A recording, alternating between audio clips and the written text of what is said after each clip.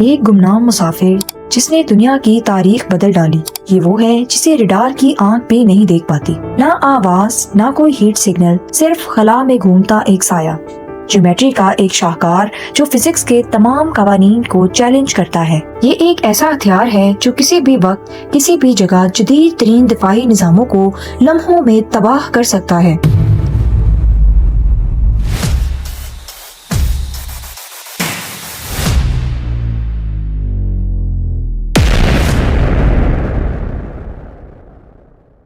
इसे किस लिए बनाया गया? महज अपने दिफा के लिए या मुस्तकबिल की उन जंगों के लिए जिनका हमें अभी अंदाजा भी नहीं? ये जहाज इतना बड़ा है कि एक फुटबॉल फील्ड जैसा नजर आता है, मगर दुश्मन के रडार पर ये सिर्फ एक मक्खी जैसा लगता है। इसका नाम है B-2 स्प्रिट बॉम्बर, दुनिया का सबसे महंगा और सबसे खामोश बॉम्बर, जो $2 अरब की लागत से तैयार हुआ। चाहे कितना ही कॉम्प्लेक्स रडार सिस्टम क्यों ना हो, वो B-2 स्प्रिट बॉम्बर को डिटेक्ट नहीं कर सकता। लेकिन सोचने की बात यह है कि 52 मीटर चौड़ा जहाज आखिर रडार्स पर क्यों डिटेक्ट नहीं होता? इसमें ऐसी कौन सी साइंस है जिसे अमेरिका पिछले 37 साल से छुपा रहा है? ये सब कुछ कोल्ड वॉर के एक वाक़े से शुरू हुआ जिसने अमेरिका का सर शर्म से झुका दिया। 1 मई 1960 U-2 Lockheed aircraft Soviet air space में जासूसी के लिए जाता है। अमेरिका का घमंड था कि उनका U-2 स्पाई प्लेन 80,000 फीट पे फ्लाई कर सकता है और इतने एल्टीट्यूड पर कोई कुछ नहीं कर सकता। लेकिन सोवियत यूनियन के S-75 ने 80,000 फीट पर उड़ते हुए U-2 लॉकहीड को इंतहाई परफेक्शन के साथ हिट किया। अमेरिका ने शिकस्त के बाद 1978 में ATB यानी एडवांस टेक्नोलॉजी बॉम्बर प्रोग्राम शुरू किया, जिसका मकसद सोवियत यूनियन की टेरिटरी में जाना, इनके रडार के सामने बॉम्ब गिराना और बिना नोटिस हुए वहां से निकल जाना था। और इन तमाम मकासद को पूरा किया B-2 बॉम्बर ने। B-2 की सबसे बड़ी खासियत इसके रडार से बचने की सलाहियत और इसकी स्टेल्थ टेक्नोलॉजी है। इसकी शेप ऐसी है कि जब रडार वेव्स इस पर पड़ती हैं तो वो सीधा वापस रडार की तरफ रिफ्लेक्ट ही नहीं होती या डिफ्लेक्ट होकर रडार को कंफ्यूज कर देती हैं। इसीलिए इसमें टेल नहीं होती और इसके vertical tail fins radar signals को बढ़ा देते हैं। B-2 का फ्लाइंग विंग डिजाइन और जिगजैग एजेस रडार को ऑपोजिट डायरेक्शन में भेज देते हैं।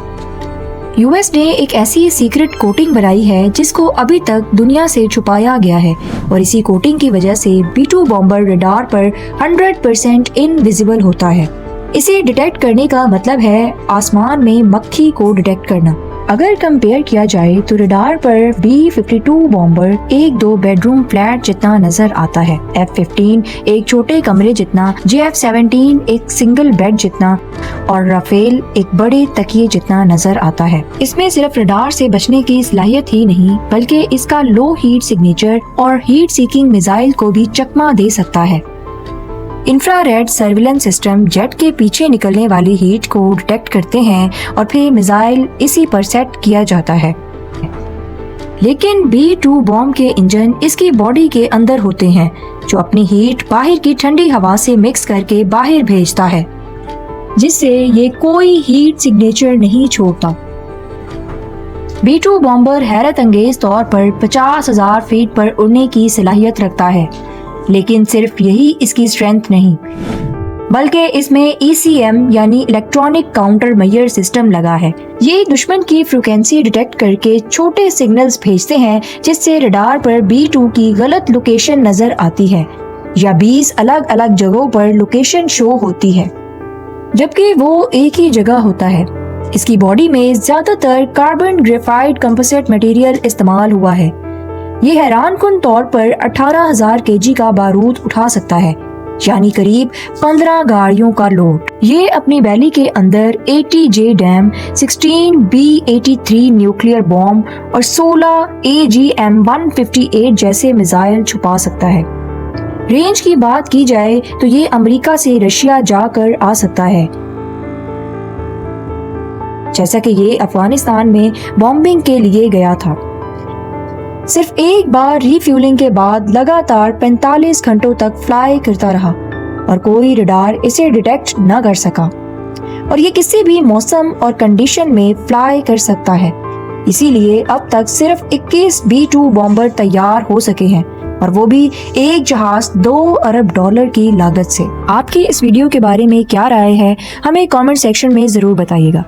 फिर मिलेंगे किसी और दिलचस्प टॉपिक के साथ, तब तक के लिए गुड बाय।